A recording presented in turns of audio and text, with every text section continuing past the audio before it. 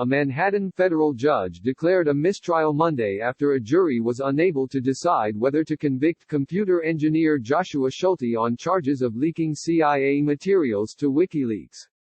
While the jury was hung on 8 counts, including illegal gathering and transmission of national defense information, jurors convicted him on charges of contempt of court and making false statements to the FBI, The New York Times reported.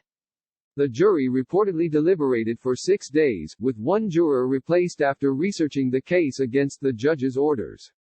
She was never replaced, leaving 11 people to determine the final verdict.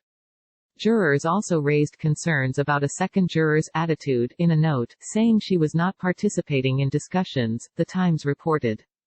Prosecutors said Schulte, who resigned in November 2016, was motivated by resentment over his belief that the agency was disregarding his workplace complaints. The government may retry Schulte, who also faces a separate federal trial over thousands of images and videos of child pornography allegedly discovered on electronic devices during a search of his home.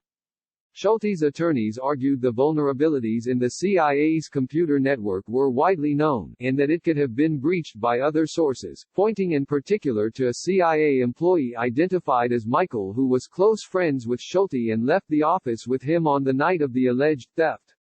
The government placed Michael on administrative leave for refusing to cooperate with the investigation, but it did not notify Schulte's defense of the action until 6 months later before Michael served as a witness for the government, according to The Times.